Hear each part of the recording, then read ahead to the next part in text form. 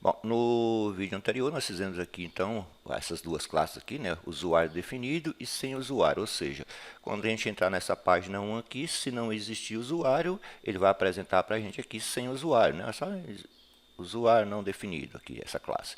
E se houver dados, ele vai mostrar para a gente aqui os dados pessoais e as profissões, né? Vamos devagarinho aí que a gente vai mexendo. Bom, nós fizemos o usuário controle aqui, né? Depois nós vamos agregar mais coisas aqui. Deixa eu colocar aqui .obs também, que eu quero isso aqui observável. Ctrl S aqui, salvamos. Então, por enquanto aqui nós temos uma variável que existe usuário. Vamos utilizar essa variável agora na página 1 aqui. Vamos lá na página 1. Então, aqui na classe página 1, nós estamos retornando aqui o Project Boston. Então, aqui no body, nós vamos fazer o seguinte, nós vamos utilizar, deixa eu remover por enquanto isso aqui, vou dar um Ctrl X. No body aqui, nós vamos pegar a variável nossa variável que criamos aqui, ó, do tipo rxbool, que é booleana, nós vamos utilizar essa variável agora na nossa página 1. Como?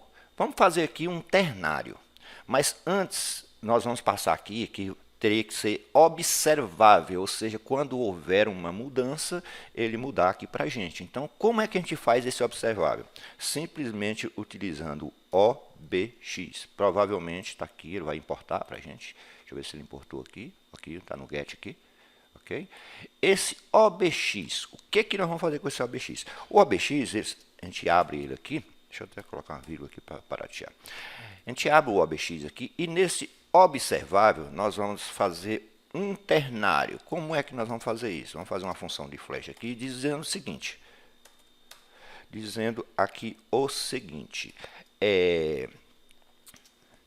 Se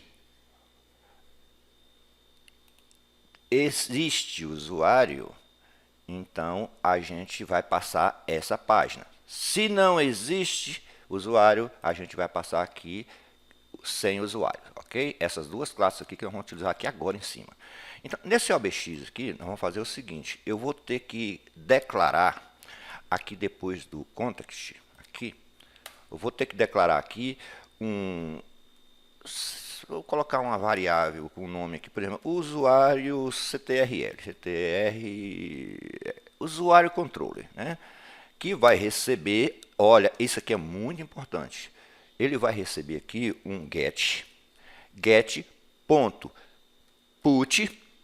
ou seja, nós estamos instanciando um controller utilizando o push, não confundir com sua prima, tá?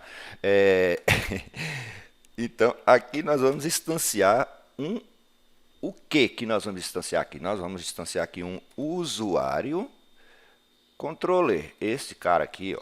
Pronto. O put está dizendo que nós estamos instanciando. Como isso aqui já é final, a gente pode colocar até aqui final também, usuário controle.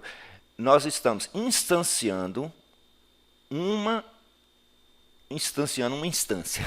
Essa é boa. Nós estamos criando uma instância desse usuário controller aqui em página. Então, nós temos aqui já definido aqui o usuário controller, que nós vamos utilizar aqui agora no observável. O que nós vamos colocar aqui no observável? Nós vamos colocar aqui, ó, usuário controller.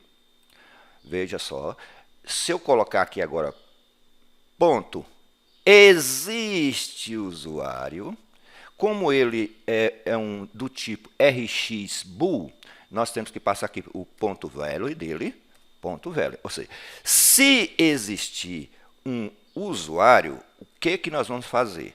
Ele vai retornar para a gente aqui, interrogação, né? Que isso aí você já sabe do ternário. Cadê a interrogação? Achei. Ele vai retornar para a gente aqui que essa usuário definido. Então, se existe um usuário, ele retorna para a gente o idget usuário definido. Se não existe, aí nós vamos retornar o quê? Nós vamos retornar isso aqui, ó, sem usuário. Ctrl C aqui e colocar aqui sem usuário. Ou seja, deu para entender? Opa, tira isso aqui.